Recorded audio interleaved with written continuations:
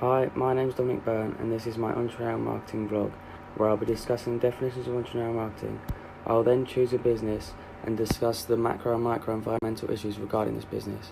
I will then evaluate their entrepreneurial marketing activities. Entrepreneurial marketing is an interesting concept that has no conclusive definitions, but there are many out there that are formed by various people that we can look at.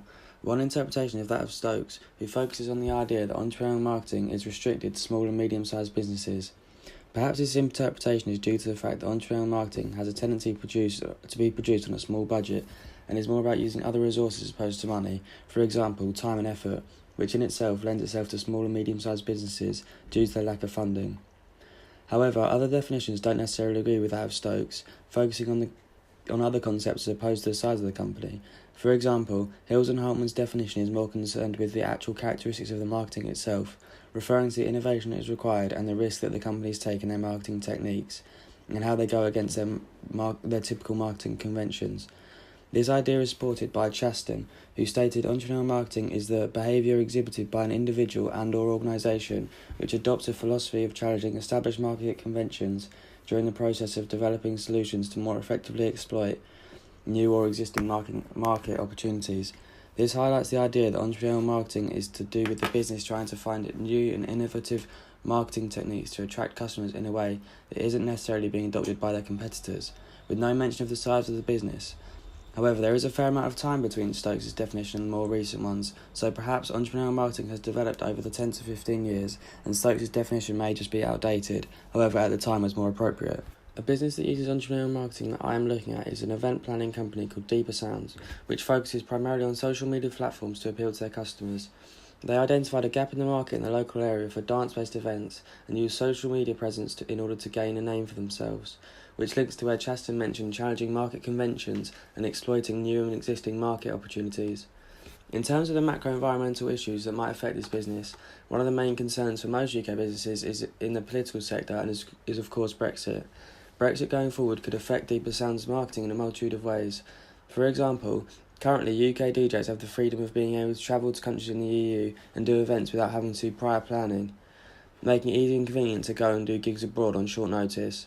This is especially important considering Ibiza is considered one of the party capitals of the world, with over 3.2 million tourists in 2017, which was a 5% increase from 2016, showing that the popularity is only on the increase. Having said that, Deeper Sounds already has some events planned in Ibiza in 2019. However, with Brexit, it obviously makes travelling and working within the EU more tricky, and would mean that visas would have to be applied for, and much more planning would be involved, meaning that price would be affected, because there would be so much more work incorporated into planning an event abroad, meaning that Deeper Sounds would likely have to increase their ticket prices in order to cover the increase in costs. One of the issues in terms of the microenvironment is regarding the customers themselves, and more specifically what type of events and music is actually popular within the target market. For example, at the moment, Deeper Sound's main focus is on house and techno music, and there is a great demand for every event they have produced, with the most recent ones selling out within an hour.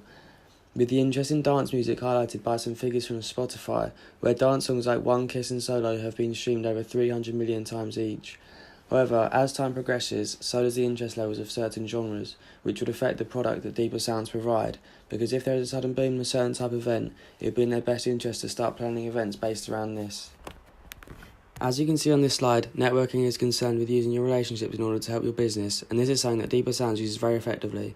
They reach out to friends and associates that are big personalities in the local area with a large social media following, and offer them things like free entry to the events and free drinks in order for them to advertise in their accounts.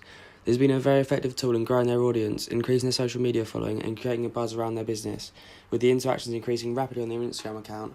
Highlighting this is the fact that one of the videos they posted in September 2017 had only 300 views, and a year later it got over 1,000 views, an increase of over 200%. They do very effectively use social media platforms and have very active Facebook and Instagram accounts, with 8 posts between them within the last week. They utilise the ability to live stream in order to show off what they have to offer and to create a lot of excitement and anticipation around upcoming events and new music.